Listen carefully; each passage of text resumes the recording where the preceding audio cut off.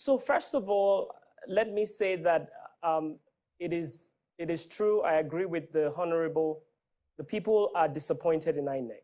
The people are justifiably upset because INEC has not lived up to its promise of delivering credible elections that Nigerians can trust. And it appears that the high level of trust reposed in INEC in the run-up to this election has unfortunately been eroded.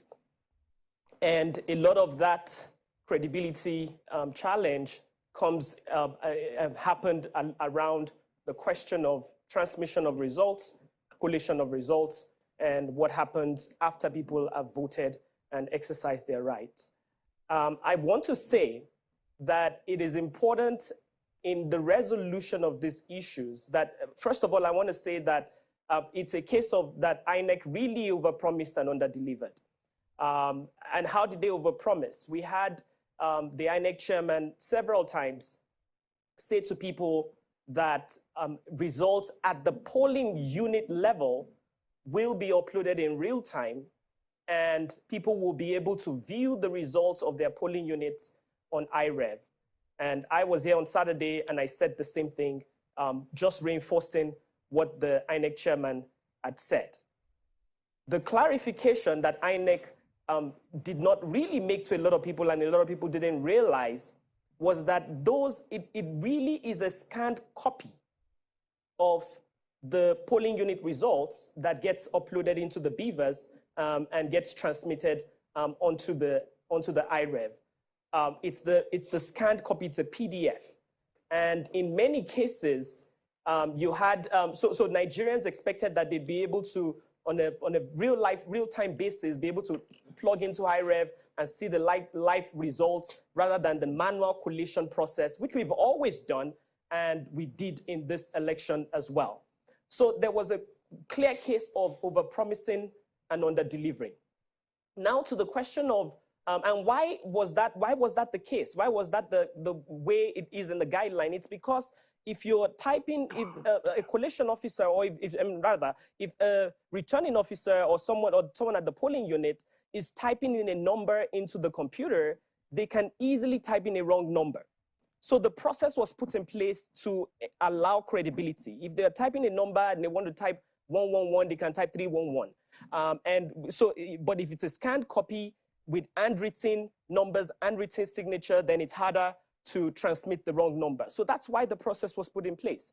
But that communication wasn't very clear.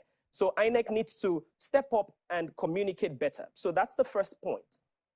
The second point, and I want to make 3 points really. The second point is that there's been a communication gap, and it's now a question of how do you resolve it. I think it's important that the political parties go read the Electoral Act and the guidelines carefully. The process of redress requires that they submit certain their evidence for review, and the collation officers have to review the evidence that they submit with the transmitted with the results that is transmitted and the results that is being announced. So that review process, the returning officer should do, but the returning officer can choose to do that at the end, after announcing the results, at the end of the process, at the end of the collation process, because you've got to have numbers to compare with. So holding a press conference and saying that you're not happy with the results is not enough. You have to go submit the thing formally and go through the process, the due process. And I want to stress that because it's important that as we try to resolve this issue, we do not cut our nose to spite our face. Nigeria is more important than anyone's ambition. We can't heat up the polity too much.